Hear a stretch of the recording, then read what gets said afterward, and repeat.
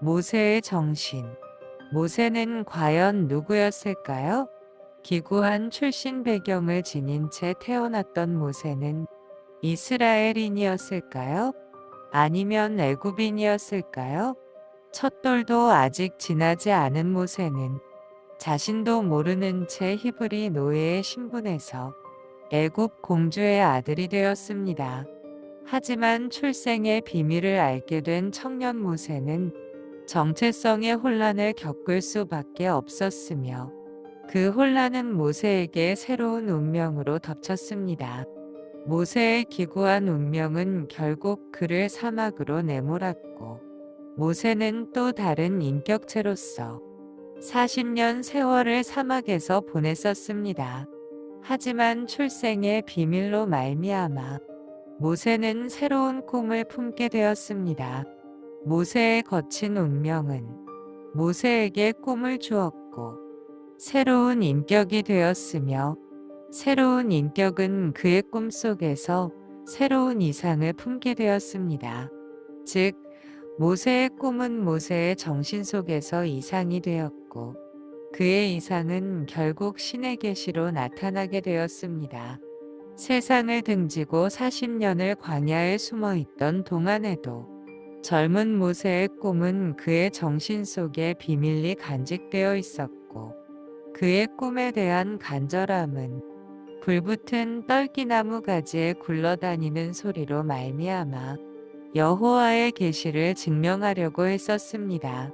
하나님이 그들의 고통 소리를 들으시고 하나님이 아브라함과 이삭과 야곱에게 세운 그의 언약을 기억하사 하나님이 이스라엘 자손을 돌보셨고 하나님이 그들을 기억하셨더라.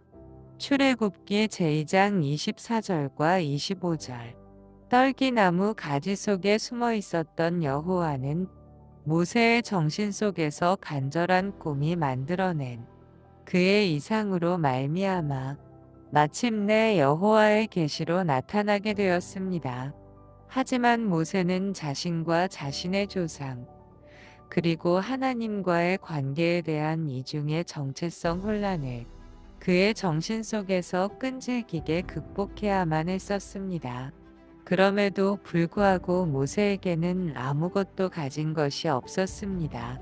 자신의 이상 속의 여호와가 과연 자기와 함께 하고 있는지, 그리고 무엇으로 그것을 증명할 수 있을지도 알 수가 없었습니다. 그에게는 하나님의 계시에 대한 징표가 필요했었습니다. 마침 모세 앞에 자신의 지팡이가 보였고 지팡이는 그의 정신 속에서 하나님의 도구로 변모하였습니다. 그리고 여호와의 능력이 보잘것없는 지팡이를 통해 모세에게 나타나게 되었습니다. 드디어 모세의 정신은 손에 쥐고 있던 요술 지팡이를 의지하고 하나님의 환상 속에서 오직 자신의 이상을 쫓아서 새로운 운명으로 나아가게 되었습니다. 하지만 오랜 시간 동안 노예로서의 삶을 운명처럼 살아왔던 히브리 사람들, 아브라함을 비롯한 먼 조상들을 잊어버렸고 여호와도 알지 못했던 이스라엘 백성들, 그들에게는 다른 삶에 대한 기대나 소망을 가져본 적이 없었습니다.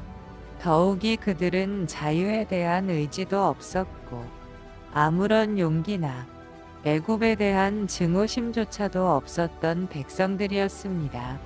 하나님을 몰랐던 히브리 사람들이 모세의 무모한 계획을 받아들였던 이유는 신앙심이나 자유의 갈망이 아니었고 다만 그가 보여준 약간의 요술 때문이었습니다.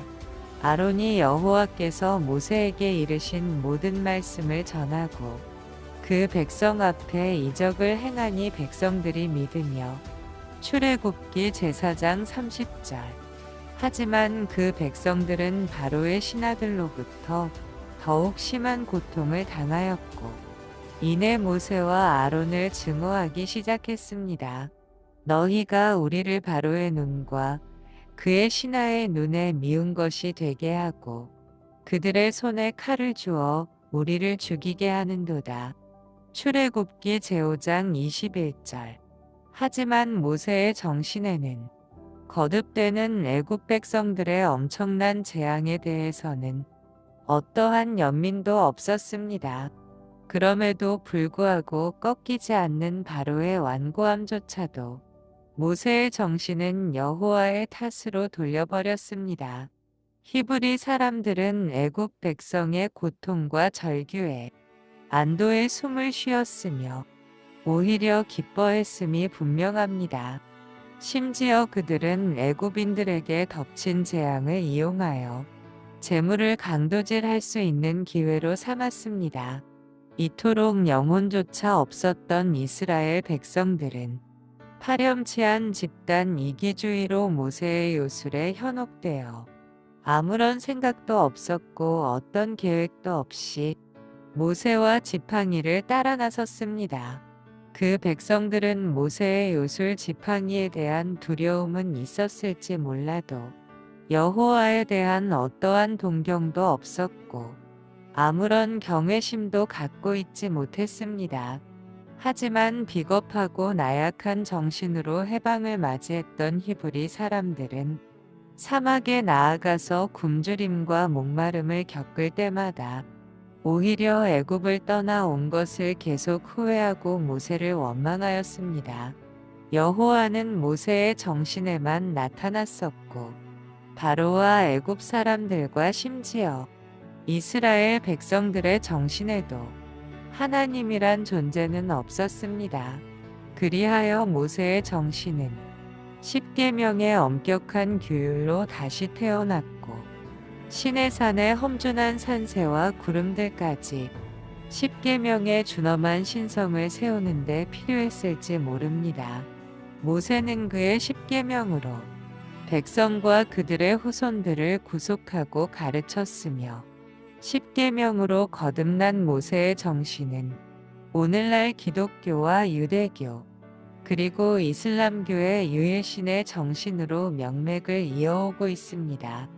하나의 하나님을 믿었던 서로 다른 신앙들이 지금까지도 공존할 수 있는 이유는 그들의 신앙의 대립과 반목의 오랜 역사에도 불구하고 여전히 모세의 정신 속에 있었던 자신만의 하나님에 대한 그의 이상이 후손들의 정신 속에도 아직까지 살아있기 때문일 것입니다.